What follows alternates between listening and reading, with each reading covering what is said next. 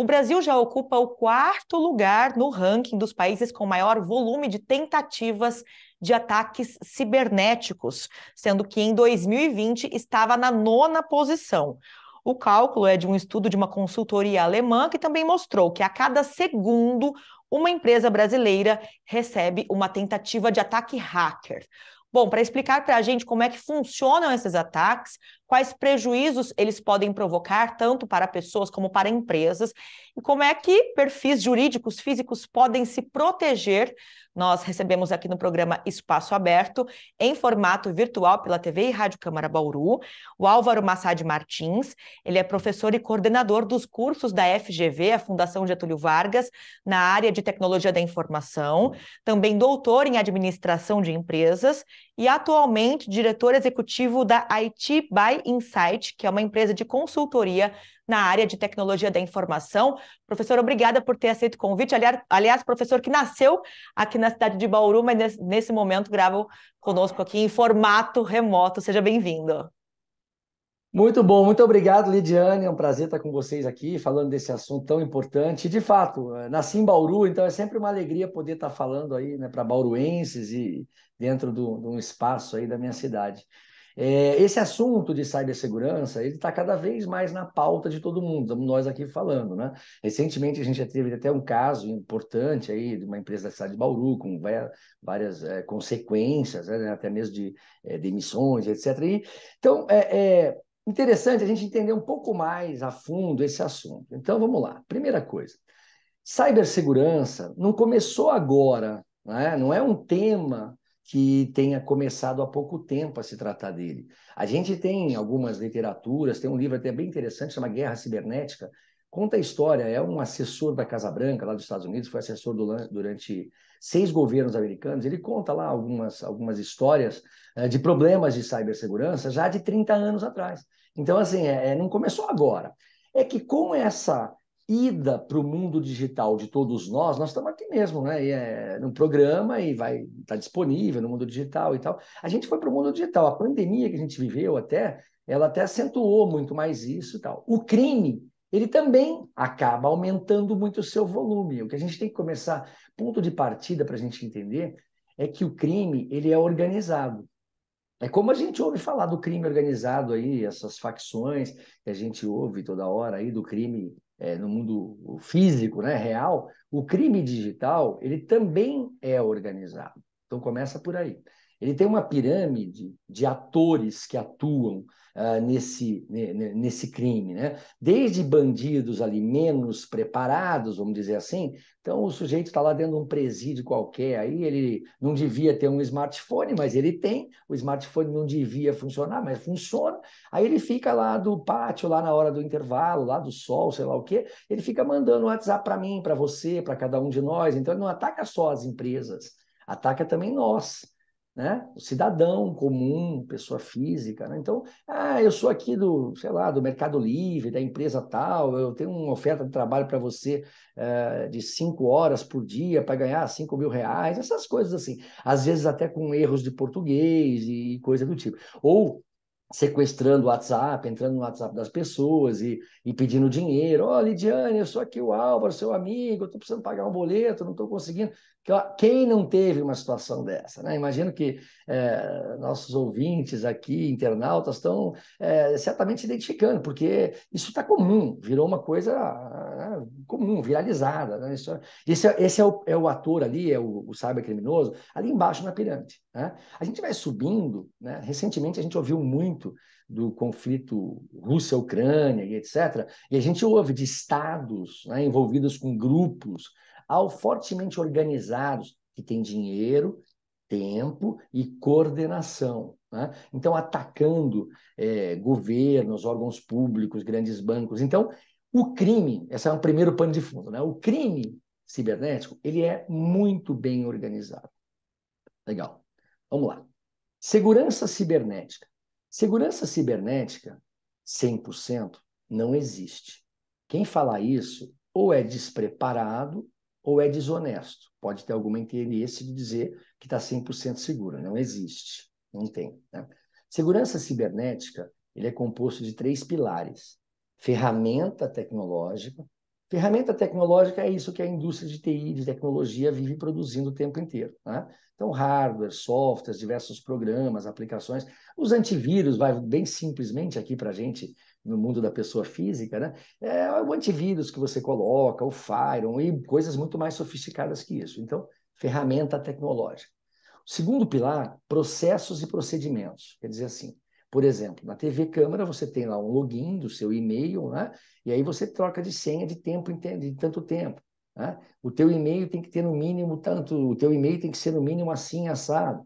Você não pode usar o e-mail, e tem uma série de regras políticas, isso é processo e procedimento. E aí, de novo, Lidiane, a gente tem uma infinidade de normativas, ISOs, NIST. NIST é um órgão que o governo americano criou para cuidar, inclusive, de cibersegurança especificamente. Então, tem uma série de frameworks, de metodologias para ajudar as empresas a ficarem, aquela palavrinha também que viralizou, todo mundo já conhece, está falando, ficarem compliance, né? Ficarem de acordo, né? Com aquele estado da arte de tratar o assunto, com aquela metodologia. Então já existe framework. Tá aqui, as empresas brasileiras, muitas delas conhecem já a ISO, né? A certificação de qualidade de ISO, né? E tem ISO relacionado à cibersegurança, várias normas, né?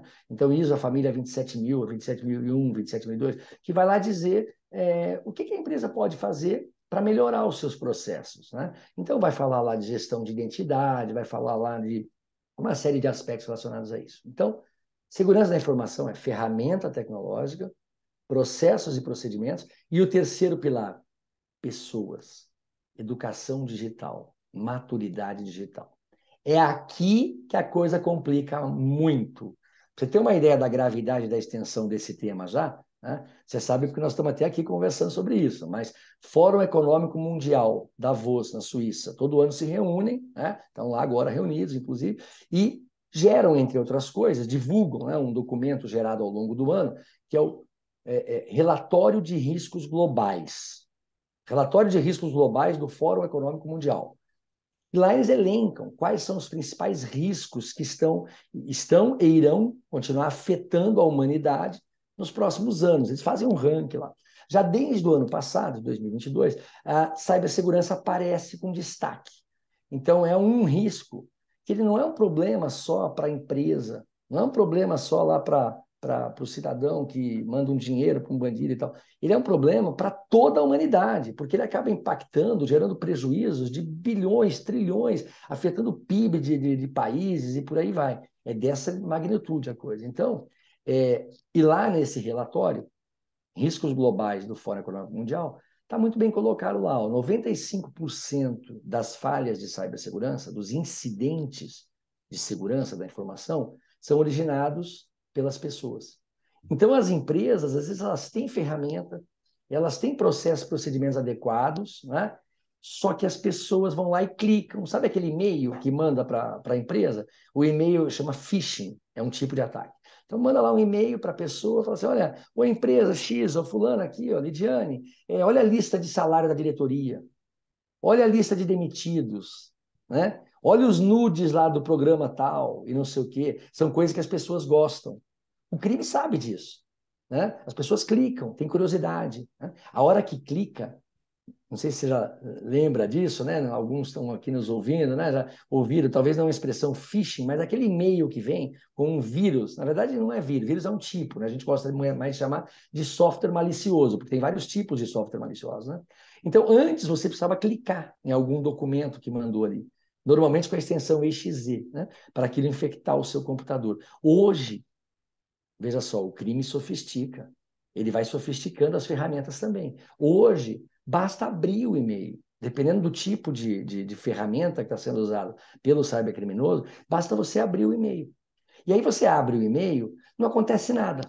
Esse é um problema, porque se acontecesse, até as pessoas ficavam mais atentas. Não? Só que nesse momento entra um software malicioso no seu computador, que acaba fazendo uma propagação lateral pela rede.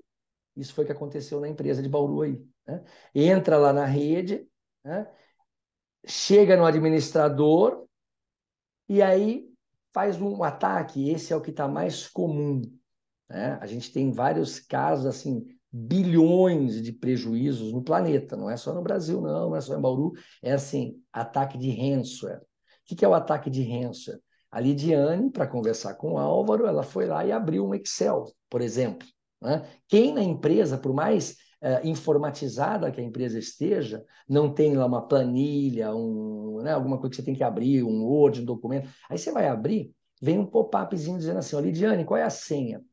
Como assim senha? Eu não coloquei senha. Aí vem lá a mensagem, olha, está criptografado, para você conseguir entrar no seu arquivo, você tem que pagar não sei quantas bitcoins, e assim, assim. Sempre Bitcoin, a moeda do cybercrime é essa, né? Que é mais difícil de rastrear, etc. Isso foi o que aconteceu aí, na empresa em Bauru. Né? Então, esse é um ataque de ransomware. Esse é um. E aí, às vezes, como nós estamos aqui conversando, várias vezes eu converso com as pessoas sobre esse assunto, né? E aí, às vezes, me perguntam coisas que eu, muito francamente, digo: olha, desculpa, a pergunta está errada, né? A pergunta que normalmente vem fala: pô, mas eles não estavam preparados? Eles não tinham tecnologia para proteger? Eles não tinham processos adequados? Falou: olha, desculpa, tem. Você acha que, às vezes, não falando dessa empresa específica de Bauru, mas tem uma outra empresa que também está na mídia agora, americana, está na mídia, né? E no começo, aí, no final do ano passado, teve um ataque severo inclusive, os cybercriminosos, fazendo um parênteses, tem várias motivações, né? Uma é o dinheiro, diretamente, outra ativismo, então hacktivismo a gente chama, né? Ah, eu sou contra o capitalismo, então eu vou lá e vou atacar todas as empresas americanas, esse tipo de coisa assim. Ou, sei lá, às vezes ego, né? Eles gostam muito de assumir autoria, que nem terrorismo, né? Não deixa de Furto ser de um dados terrorismo. também, né, professor? Furto de dados. Muito, muito. Esse ataque de ransomware, inclusive, falando um pouquinho da anatomia dele, né? Então, primeiro, o crime tem que entrar dentro da tua rede, na tua empresa. Só que você tem sua senha, seu login, sua credencial, né? É o nome que a gente usa para isso, né? Senha, login. Você não vai revelar? Não vai? Aí tem gente na empresa que deixa o post-it no notebook. Tem gente na empresa que deixa anotado no quadro branco. Você entendeu? Já viu isso, né? Você deu Sim, risada porque você já ouviu, já sim. viu Muito isso. comum, inclusive. Tem gente que coloca no bloco de notas do celular a senha de tudo.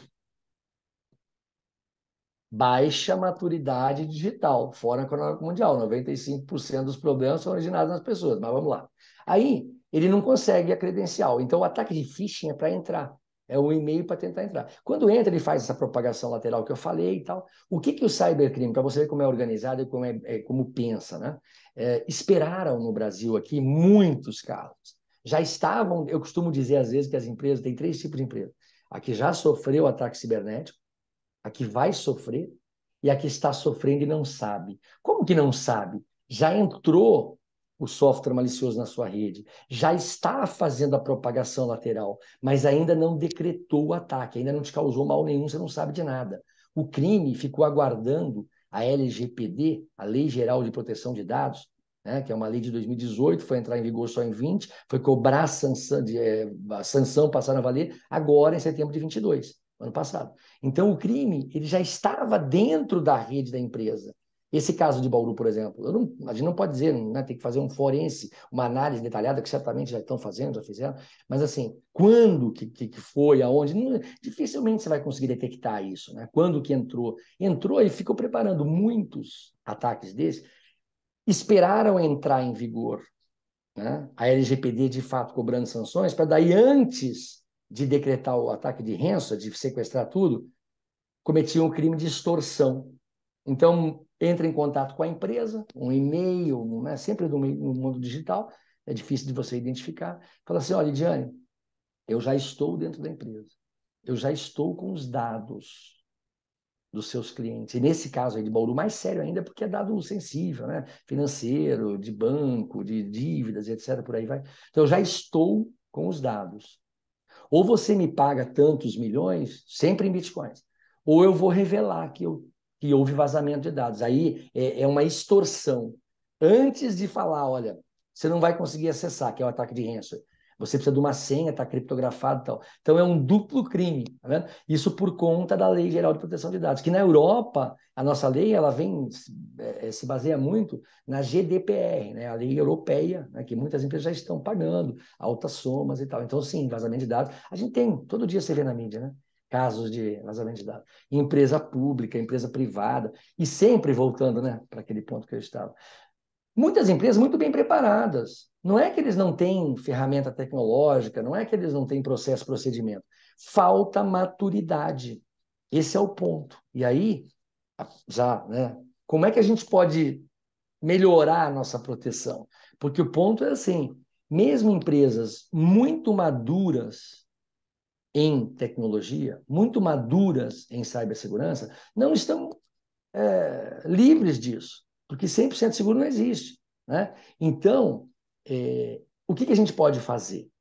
Primeiro, acho que o ponto mais efetivo, e aí não é nem só opinião, visão minha, que trabalho na área, que, enfim, né, coordeno curso nesse assunto e tudo mais, é a própria Fórum Econômico Mundial, várias outras fontes mostram trabalhar na educação digital das pessoas. Isso é o mais simples a se fazer, né? Porque, infelizmente, o que a gente vê? Como aqui, no caso aí em Bauru, exatamente a mesma coisa. Quando acontece um evento, primeiro, não quer dizer que a empresa vai pagar resgate, que vai conseguir ter de volta dados e toda a sua situação para operar. Isso é comum, comum. Né? Então, é como um sequestro real. Não é que você vai pagar que você vai ter a pessoa viva de volta. Né? Eventualmente já mataram a pessoa, esse negócio todo. Um sequestro, né? Esse real, não no mundo digital. É a mesma coisa. Né? Então, preparar as pessoas. Programa de conscientização. A gente vê alguns setores, alguns segmentos da economia que a regulação já está presente. Né? Então, se a empresa não faz nada por si mesmo, porque infelizmente existe uma realidade que é a gente espera o ladrão entrar dentro de casa para depois trocar a fechadura, não é? Aquele ditado que a gente conhece. Então, depois que aconteceu, né, o incidente, e às vezes incidentes graves, né, manda a gente embora, aí troca isso, troca fornecedor, sempre manda a gente embora, porque tem que botar a culpa em alguém, tem que achar bode expiatório. E aí, né? E não tem. Isso é um problema de nós todos, é sistêmico, não existe. O que dá para fazer é, como na saúde nossa, né? Trabalhar na prevenção. Na prevenção. Quando a gente fala de segurança cibernética, a gente fala sempre de prevenção e reação. Então, quando eu falo da prevenção, o que dá para fazer? Estar ok em todos os processos, senha, por exemplo. As senhas vazam. Você comentou aqui de vazamento de dados. Isso é comum, Lidiane, mas é muito comum. Basta dar um Google, entrar na internet, aí você vai ver o número de vazamento de dados. Então, nossa senha já vazou, nossa credencial já vazou várias vezes. Por isso, você tem que trocar de senha regularmente. Você conversa, eu converso com amigos, conversa no âmbito de as pessoas físicas, muitos dos internautas, ouvintes aqui que estão nos ouvindo. Quantas vezes você troca de senha por ano? Hã?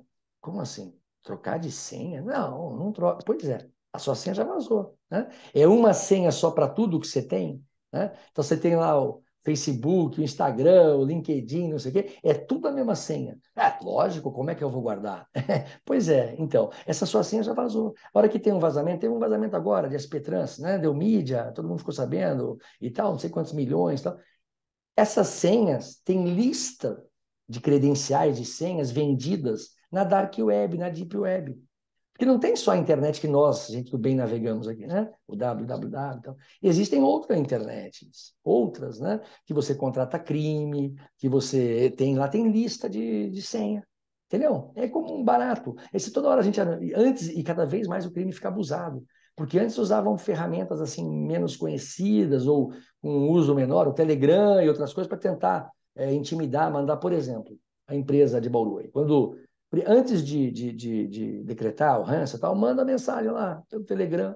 Aí agora está começando a mandar pelo Twitter, manda por qualquer lugar, está ficando cada vez mais abusado. Sabe? Olha, está aqui um pedacinho dos dados aqui, só para você acreditar que é verdade o que eu estou dizendo. Olha aqui, ó. Aí a empresa vê que é real, né? Então, o que a gente pode fazer? Aumentar a conscientização das pessoas. Setores regulados, como eu vinha dizendo, né? Mercado financeiro, propriamente, como é o caso aí, né? Envolvendo seguradoras, bancos, etc., tem lá uma série de requisitos no que diz respeito à cibersegurança. Energia elétrica, utilities de um modo geral, porque o crime ele também está mirando nisso. Quando a gente fala de tecnologia da informação, antes era separado de tecnologia operacional. Você tinha uma fábrica, uma usina de transmissão de energia elétrica, qualquer coisa assim, e ela não tinha tecnologia da informação, tinha tecnologia lá para a operação da usina. Cada vez mais está tudo misturado. Então, o crime consegue colocar a chamada bomba lógica dentro lá da usina. E aí, pipeline nos Estados Unidos foi um caso muito, deu muita mídia, muita consequência.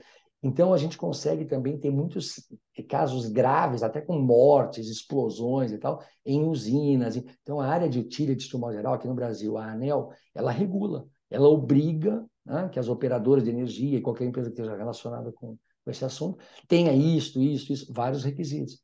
A indústria farmacêutica, idem. Então, vários setores, eles vêm já aumentando o nível de regulação. Né? Pra você ter uma ideia, a SEC, né, a Secretaria Americana, equivalente à nossa CVM, ela já está lá nos Estados Unidos normatizando que empresas de capital aberto, com ações listadas nas bolsas americanas, Nasdaq, ela tenha forçosamente, obrigatoriamente, que ter no seu quadro, no seu board, lá no conselho, diretoria, gente certificada em cibersegurança.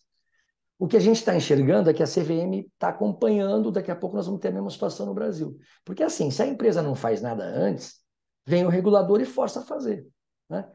Um dos primeiros requisitos que essas regulações colocam é programa de conscientização digital. Como é que é isso? Isso é chegar na empresa e fazer um programa lá anual. Né? Não é copiar e colar. Às vezes as pessoas também gostam de fórmulas mágicas. Né? Não tem fórmula mágica. Tem que entender a cultura da empresa e aí desenhar lá um programa. Né? Eu faço isso aí para vários clientes. Né? Então, primeiro a gente entende assim, vou dar um exemplo qualquer. Né? Então, um cliente lá, a gente faz artigos, pequenos artigos, aquele que o cidadão comum, que é minha tia, que é a minha mãe lá, vai ler. Não é o artigo para o técnico, para o gestor, não. Pequenos artigos, com assuntos, esses que nós estamos conversando, mas em pílulas, né? E bem na superfície. Né?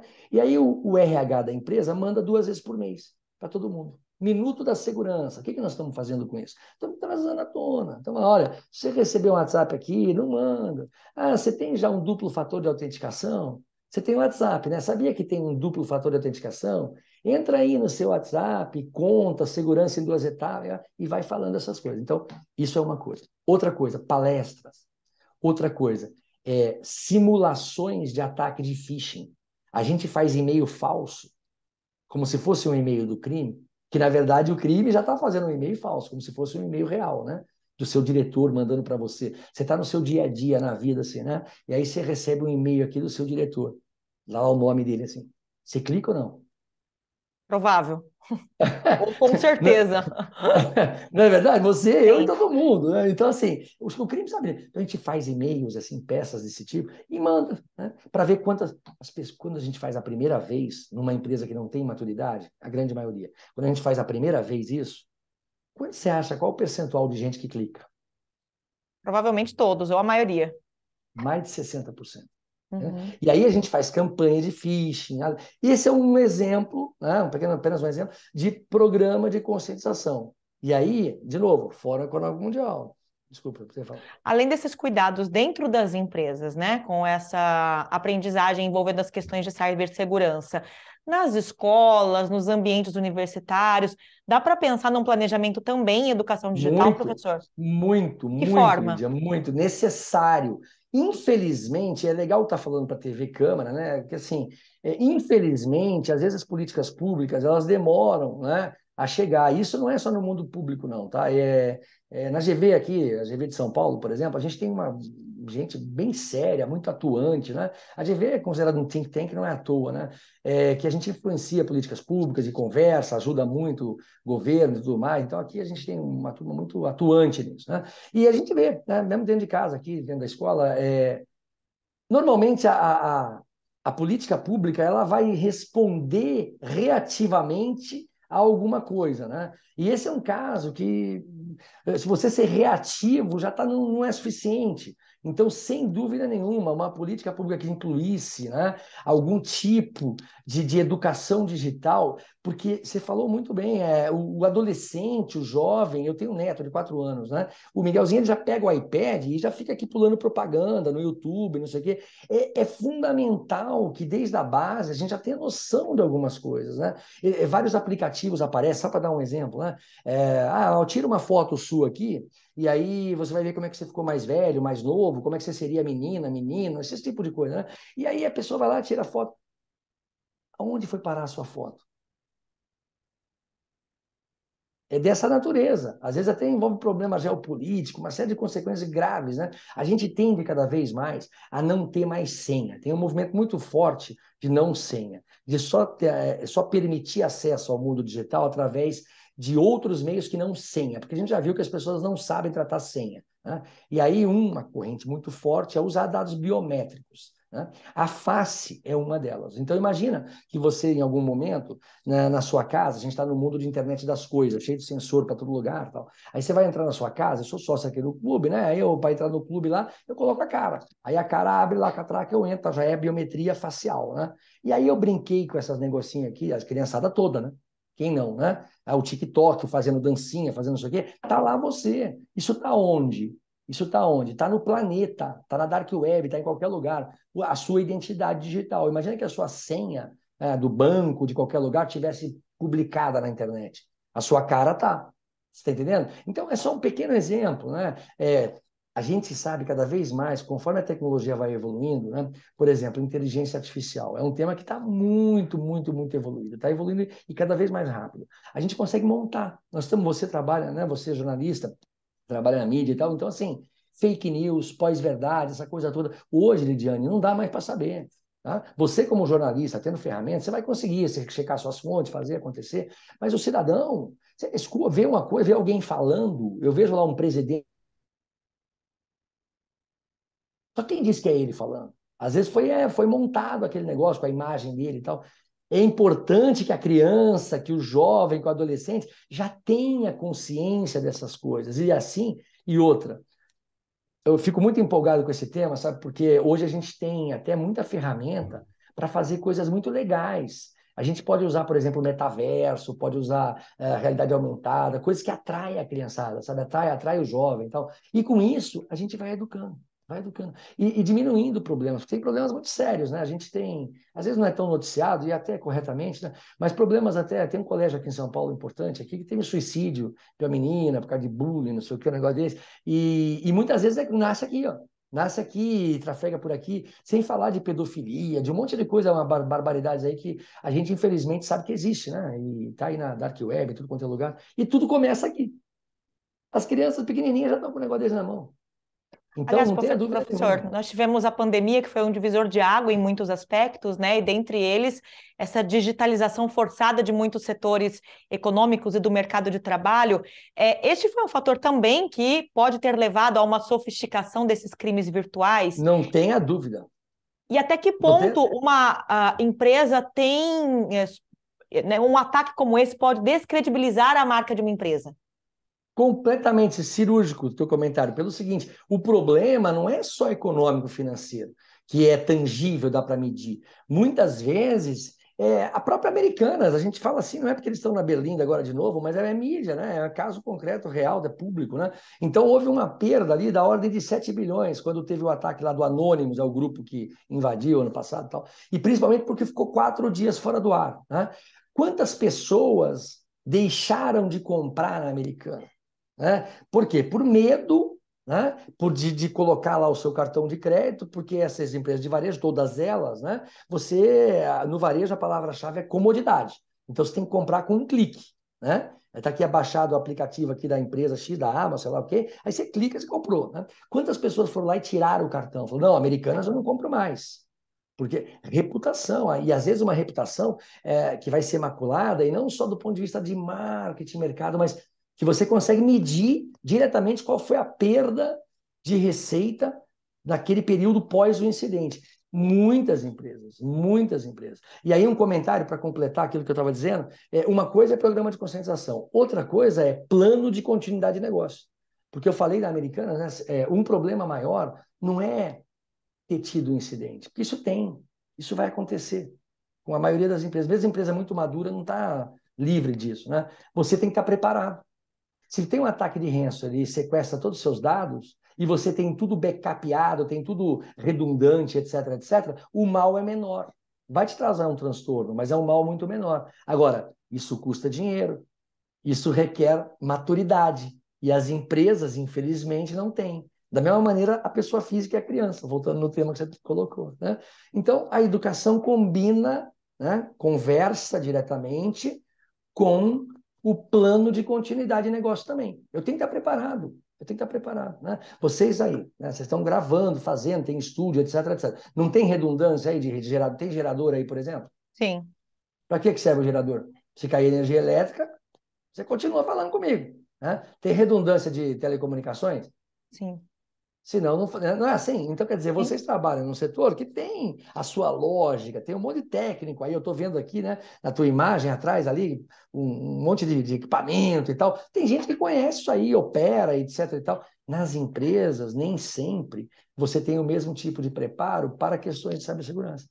Então, o tema é mais ou menos assim, é bem grave, dá para a gente ficar conversando um tempão, é um tema que eu particularmente gosto muito e o pessoal de vendas, né, costuma usar algumas expressões, eles falam às vezes que o mato está alto. Sabe o que o mato está alto? Tem muita coisa para ser feita, né? E coisas que qualquer um pode fazer. Então, uma conversa como essa, na TV Câmara, ficar disponível para as pessoas assistir, é muito positiva. Quanto mais a gente falar disso, mais alertar, mais legal, mais importante, é super importante para a pessoa física mesmo, né? Para a gente ficar atento, buscar um pouco mais de conhecimento. Tem coisas que dá para evitar. Por exemplo, hoje, imagino eu, né, que muito menos pessoas enviam dinheiro porque alguém pediu pelo WhatsApp, né? Mas você deve conhecer gente que já mandou dinheiro para os outros, não foi? Sim. Eu conheço, eu conheço. Os Acho que famosos todo golpes mundo. virtuais, né, professor? Não é verdade?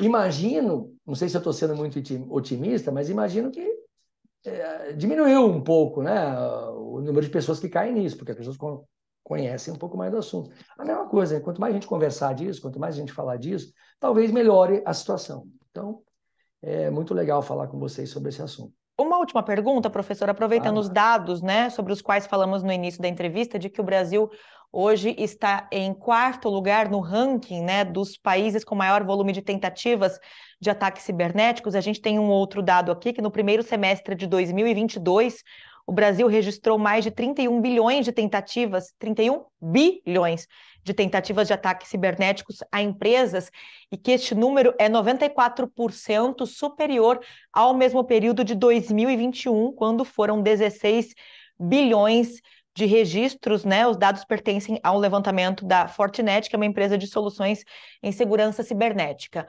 Rapidamente, professor, por que hoje o Brasil está tão vulnerável, ou por que esse volume tão alto de ataques cibernéticos diante de de outras nações, diante de outros países?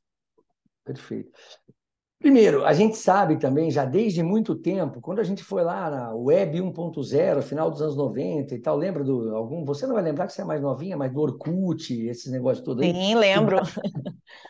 O Brasil, o brasileiro, de um modo geral, gosta muito desse negócio aqui. Então, tem um monte de pesquisa no mundo inteiro aí, não só da indústria de TI, como essa da Fortinet, mas várias pesquisas que mostram que o brasileiro, nós, a cultura mesmo, né, a nossa população, gosta muito de coisas digitais, de vir para cá e tal. Então, primeiro, aumenta o número de gente usando, utilizando as aplicações, tudo isso daí. Né? Isso é um primeiro lugar. Segundo, nós também temos evoluído como país do ponto de vista de infraestrutura. Né? Eu, quando nasci em Bauru, aí, brincava aí de andar de bicicleta, né, por aí, pelas Nações Unidas e tudo mais. Sempre ouvi falar que o Brasil era o país do futuro, e esse futuro nunca chegava. Só que, na verdade, a gente tem evoluído muito do ponto de vista de infraestrutura, né? Principalmente lá no final dos anos 90, com a privatização do mercado de telecomunicações e tudo. Então, o nível de informatização das pessoas, não estou nem falando das empresas, também tem aumentado. A gente tem muita gente excluída ainda do mundo digital. Mas hoje você vê todo mundo praticamente que você olha na rua, em tudo quanto é ambiente, pelo menos que a gente anda, está com um negocinho desse na mão, né? Tudo bem, não é aquele mais caro, daquela qualquer marca tal, mas tem o acesso a isso aqui, que aumentou muito a base, né? O nível de maturidade, também tem outras pesquisas que mostram, nosso também é bem baixo. É bem baixo.